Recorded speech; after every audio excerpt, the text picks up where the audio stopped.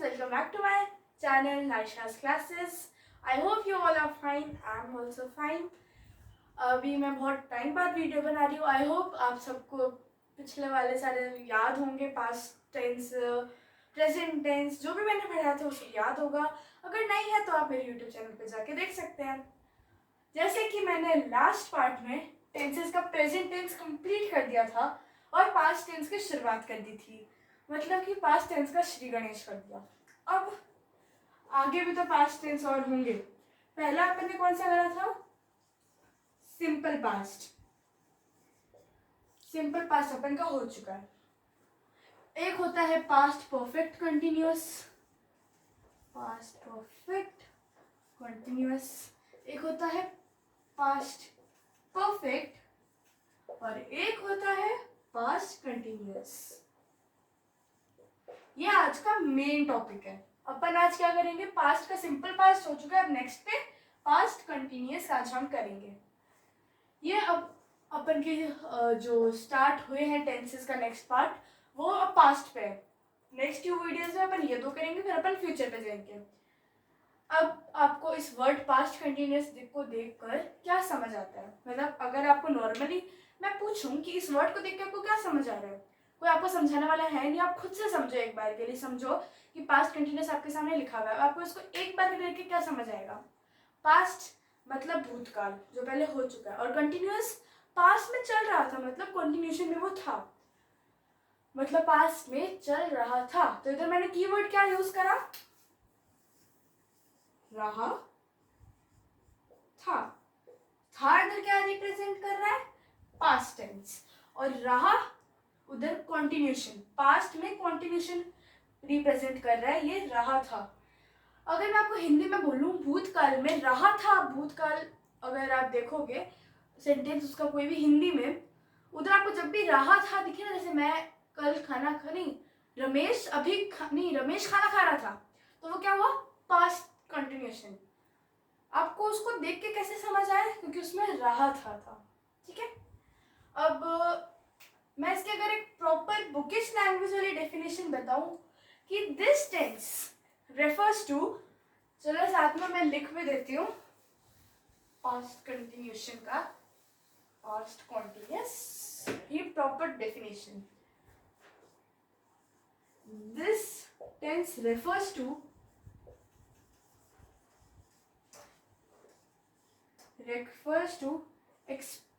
expressing an action, expressing an action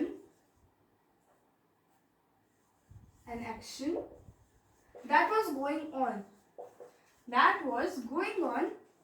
in progress, bracket में in progress at a particular time,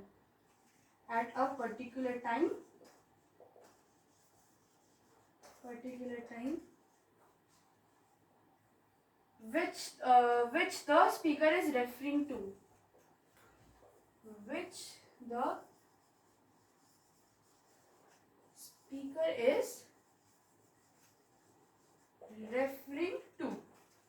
अब इसका मतलब क्या हुआ? एक बार इसको सेंटेंस को आप देखो और एक बार समझने की ट्राई करो. That this tense refers to expressing an action that was going on in progress at a particular time which the speaker is referring to. पहली लाइन समझते हैं. This tense refers to expressing an action. ये tense बताता है एक action that was going on, जो चल रहा था, in progress, पास्ट में प्रोग्रेस में था, वो पास्ट में चल रहा था, एट अ पर्टिकुलर एक पर्टिकुलर टाइम पे. फॉर एग्जाम्पल 1971 में इंडिया पाकिस्तान का वॉर चल रहा था. 1971 की बात करें तो वो काम चल रहा था, अभी की बात करें तो हमारे लिए हो गया, बट तब वो चल रहा था. So at a particular time, हमारे लिए पर्टिकुलर टाइम क्या हो गया? 1971. Which the speaker is referring to, जो बोलने वाला रेफर कर रहा है उस सेंटेंस में वो पास्ट कंटिन्यूअस की बात कर रहा है. तो मतलब इन सबका एक प्रॉपर है कि स्पीकर इज रेफरिंग टू, जो स्पीकर कहना चाह रहा है. अब देखो वापस एक बार बोलती हूँ. This tense refers to expressing an action that was going on in progress at a particular time which the speaker is referring to. अभी मैं क्या रेफर कर रही हूँ, इंडिया पाकिस्तान का 1971 वाला वॉर, तो मैं रेफर कर रही हूँ उसका पास्ट कंटिन्यूस, एक पर्टिकुलर टाइम पे हुआ, वॉज गोइंग ऑन, वो चल रहा था और स्पीकर रेफर कर रहा है, मतलब स्पीकर बता रहा है. ठीक है, अब मैं आपको इसका स्ट्रक्चर बताती हूँ. इसका जो स्ट्रक्चर होगा वो अफर्मेटिव होगा.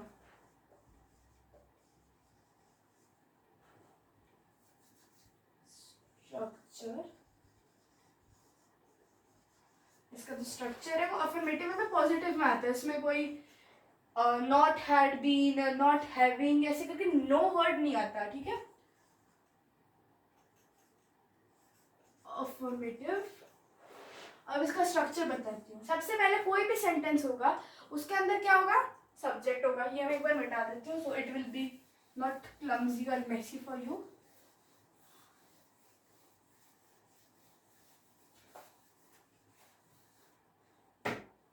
हाँ, तो इसका मैं आप स्ट्रक्चर बताती हूँ. कोई भी सेंटेंस है, ऑब्वियसली बात उसमें सब्जेक्ट होगा, मतलब करता होगा. हिंदी में कहूँ तो करता, मतलब जो काम कर रहा है, तो सब्जेक्ट. अब सब्जेक्ट है तो ये पास्ट है, पास्ट में क्या आता है, बी फॉर्म आती है. बी फॉर्म मतलब वॉज या वर. स्ट्रक्चर अब आ गया वॉज या वर. वॉज किसके लिए यूज होता है, ऊपर लिख भी देती हूँ, सिंगुलर और प्लूरल. वर हुआ प्लूरल के लिए, सिंगल वॉज हुआ सिंगुलर के लिए. वर प्लूरल, वॉज सिंगुलर. मैं अभी क्या हूँ, सिंगुलर. और अगर अभी मेरे सामने कोई खड़ा है, मुझसे बात कर रही हो, तो हम दोनों से अगर कोई थर्ड पर्सन बात कर रहा है तो वो वर का यूज करेगा क्योंकि वो दो जनों से बात कर रहा है. अब आएगा first form of verb. First form of verb, जो वर्ब की पहली फॉर्म होती है वो आएगी. ठीक है, अब साथ में क्या आएगा इसके, आईएनजी. आईएनजी क्यों आएगा, आप कोई बता सकता है. आईएनजी इसलिए आएगा क्योंकि कंटिन्यूएशन की बात कर रहे हैं, पास्ट कंटिन्यूएशन. तो अगर कोई चीज कंटिन्यू चल रही है तो आईएनजी फॉर्म तो आनी ऑब्वियस सी बात है. तो कंटिन्यूएशन के लिए आईएनजी आएगा. Plus object. ऑब्जेक्ट और सब्जेक्ट तो हर सेंटेंस में आते हैं, सब्जेक्ट और ऑब्जेक्ट. अब अगर मैं सेंटेंस का एग्जांपल दूं in orally, Naisha was singing, तो sing first form of verb, ING का सिंगिंग. ठीक है, ऑब्जेक्ट ले लेते हैं in on street. Naisha was singing on street. Street हो गया हमारे लिए ऑब्जेक्ट, ऑन द स्ट्रीट हो गया ऑब्जेक्ट, सब्जेक्ट हो गई नायशा. बी फॉर्म होता है ना, तो वो वॉज या वर, तो वो यूज हो गया सेंटेंस में. First form of verb with I N G क्या हो गया, सिंगिंग. तो ये पूरा सेंटेंस क्या बन गया, Naisha was singing on the street. तो ये एक सेंटेंस था पास्ट कंटिन्यूअस का. अब दूसरे एग्जांपल देती हूँ मैं आपको.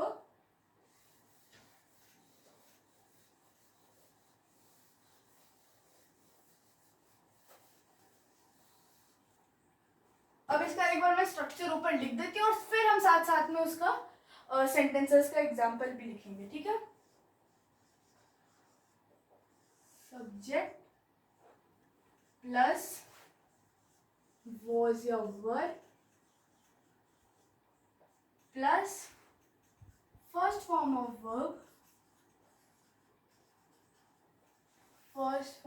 Verb, plus I N G plus object.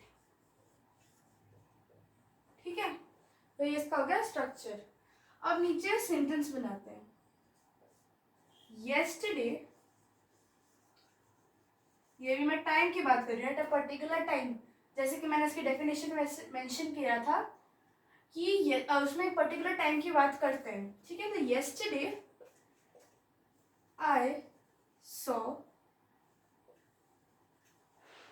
some children, I saw some children I saw some children, I saw that some children, क्योंकि इधर मैं कुछ वॉइस में बता रही हूँ. I saw that some children were playing on the beach.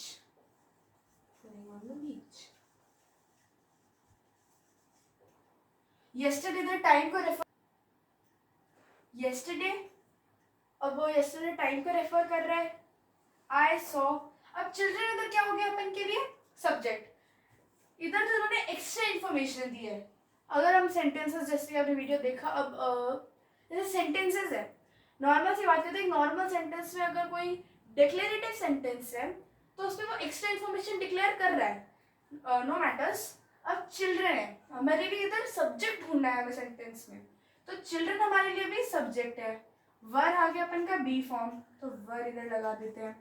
Was भी आ सकता है अगर सिंगुलर हो तो. प्लेइंग, अब ये first form of verb with I N G, तो ये हो गया फर्स्ट फॉर्म विद आईएनजी. मैं तो शॉर्ट फॉर्म में लिख रही हूँ, ऊपर अच्छे से लिखा हुआ है.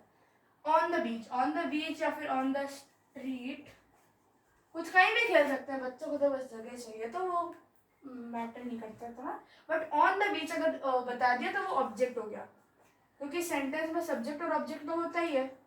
तो मेन चीज क्या होती है जब भी अपन टेंस पढ़ रहे हैं, तो सेंटेंसेस आपके क्वेश्चंस कैसे आ सकते हैं, फिर समझने की नीड कहाँ होती है कि आइडेंटिफाई करो या बनाओ. आइडेंटिफाई करने का मैंने एक तरीका बताया कि आपको इसमें सब्जेक्ट ढूंढना है. कैसे ढूंढोगे कि सेंटेंस में बात कैसे कर रहे हैं. क्या सेंटेंस में येस्टरडे की बात हो रही है? नहीं हो रही. सम की बात हो रही है? नहीं हो रही. प्लेइंग की बात भी नहीं हो रही, ना बीच की बात या स्ट्रीट की बात हो रही है. बात हो रही है चिल्ड्रंस की, कि वो खेल रहे हैं, उनकी बात हो रही है. और वर्ब क्या रिप्रेजेंट कर रहा है? प्लूरल या सिंगुलर, उसमें वो आएगा. दूसरा वो कर क्या रहे हैं, उनका वर्ब भी तो होगा ना. अब वर्ब उस पर डिपेंड करता है. पास्ट कंटिन्यूअस है तो फर्स्ट फॉर्म आएगी. आईएनजी क्यों आया? क्योंकि उसमें क्या लिखा है? Past continuous. कहीं भी देखो किसी वर्ब में पास्ट टेंस के सेंटेंस में लग रहा है वर है, वॉज है, तो वो पास्ट का है. और आईएनजी फॉर्म आ रही है फिर भी उसमें, तो वो क्या है? Past continuous. और ऑन द बीच या स्ट्रीट तो क्या है? ऑब्जेक्ट. तो कभी भी किसी सेंटेंस को पढ़ो, सबसे पहले सब्जेक्ट ढूंढो. और अगर आपको खाली आइडेंटिफाई पास्ट और का लिया हुआ है तो ढूंढो पहले वर या वॉज है क्या. वॉज वर होगा, ऑफ कोर्स वो पास्ट का सेंटेंस है. और दूसरा आईएनजी है तो फिर वो कंटिन्यूअस है. अगर नॉर्मल है, खाली आई वॉज प्लेइंग, खाली वॉज है, तो फिर वो क्या हो गया? Simple past. और अगर प्रेजेंट के सेंटेंसेस देखो तो उसके अंदर क्या आता है? इज आता है, आर आता है. अभी मैंने सेंटेंस दिया आई वॉज प्लेइंग, मैं खेल रहा था, इसमें आईएनजी आया था, मतलब वो पास्ट कंटिन्यूअस है. सिंपल पास्ट के सेंटेंस नॉर्मल होंगे अगर उसमें आईएनजी नहीं आ रहा तब भी. ठीक है. अब मैं इसके और एग्जांपल देती हूँ कि फॉर्म कैसे करेंगे अपन सेंटेंस. अभी मैंने आपको बताया आइडेंटिफाई कैसे करते हैं, अभी बताती हूँ सेंटेंस फॉर्म कैसे करते हैं. अगर आपको कहें कि form a sentence on past continuous, अब ये स्ट्रक्चर याद रखना कि किसी भी सेंटेंस में सब्जेक्ट या ऑब्जेक्ट आएंगे. पास्ट कंटिन्यूअस की बात कर रहा है तो फर्स्ट फॉर्म वर्ब आएगी, वर्ब की फर्स्ट फॉर्म आएगी. दूसरा आईएनजी तो आएगा कि कंटिन्यूएशन में. पास्ट है तो वॉज वर्ब पे आना पक्का. मतलब इतना जो पार्ट है उसका ये तो ऐसे रट्टा हुआ होना चाहिए कि हाँ पास्ट की बात कर रहे हैं तो वॉज वर्ब है, फर्स्ट फॉर्म ऑफ वर्ब है वो. चलो आपको अगर याद नहीं रहता तो ये तो इतना याद कर ही सकते हैं अपन. ये कंटिन्यूएशन, पास्ट कंटिन्यूएशन की बात है तो फर्स्ट फॉर्म ऑफ वर्ब, और साथ में आईएनजी आ रहा है तो वो कंटिन्यूएशन में हो गया. सब्जेक्ट और ऑब्जेक्ट हर सेंटेंस में ऑब्वियस है. तो आप सेंटेंस फॉर्म करके देखते हैं. समझ लो मैं सब भूल गई. अब एकदम ऐसे बच्चों को बोलते ना अचानक से पास्ट कंटिन्यूएशन बनाओ, कैसे बनाएंगे? सब्जेक्ट, खुद का नाम दे लो,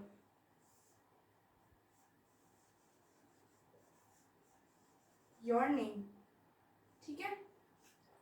अब अगर आप सिंगुलर हो या तो आप प्लूरल हो सकते हो.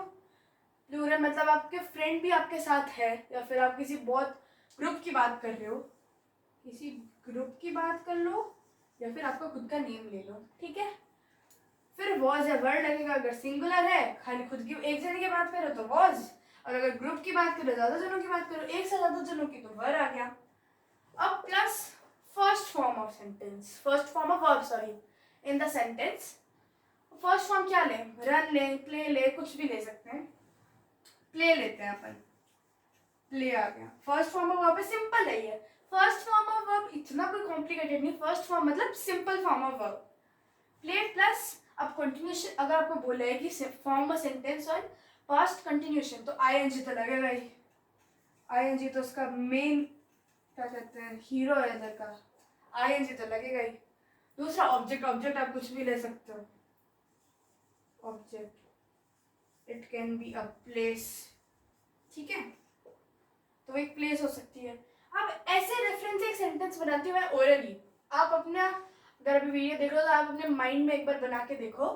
ग्रुप लिया, समझ लो the children were playing in the garden, बन गया सेंटेंस। खुद का नाम का लो, Nasha was playing at terrace, sentence बन गया। इतना इजी। अगर ये स्ट्रक्चर थोड़ा सा याद कर ले, इसमें भी याद करने की कोई चीज है ही नहीं। वॉज वर पास्ट में आएगा, first form of verb with I N G. I N G क्यों आएगा? क्योंकि कंटिन्यूशन में है। फर्स्ट फॉर्म ऑफ वर्ब आ रही है, वो तो सिंपल फॉर्म ऑफ वर्ब है, उसमें आईएनजी लगेगा। वर्ब कुछ नहीं है, एक बार ये भूल जाओ कि फर्स्ट फॉर्म, ये इतना अगर आपको ऐसे याद नहीं रहता है कि हाँ फर्स्ट फॉर्म ऑफ वर्ब है, कैसे याद रहेगा? हटा दो एक बार के लिए वर्ब, वर्ब के साथ आईएनजी लगा दो, सिंपल सी बात है। क्योंकि अगर कोई सेंटेंस है उसमें वर्ब नहीं होगा तो फिर कैसे सेंटेंस होगा? आई वॉज स्लीपिंग, अब स्लीपिंग में भी क्या है? वर्ब। पास्ट कंटिन्यूअस में हमेशा सिंपल फॉर्म आएगी। ये नहीं कह रही फर्स्ट फॉर्म याद ही मत करो, बट अगर कॉन्टिन्यूशन की बात है, खाली आपको कॉन्टिन्यूशन पूछ रहे हैं, पास्ट कॉन्टिन्यूअस, तो उसके अंदर वर्ब नॉर्मल वर्ब के साथ आईएनजी, फर्स्ट फॉर्म रहने दो, नॉर्मल सिंपल वर्ब के साथ आईएनजी प्लस ऑब्जेक्ट। और अगर आप बाकी सेकंड फॉर्म थर्ड फॉर्म कब आएगी वो अपन आगे जब टेंस पढ़ेंगे, पास्ट टेंस फ्यूचर टेंस, तब बताऊंगी। I hope you like the video. If you have any doubt comment me और like share and subscribe. Bye bye.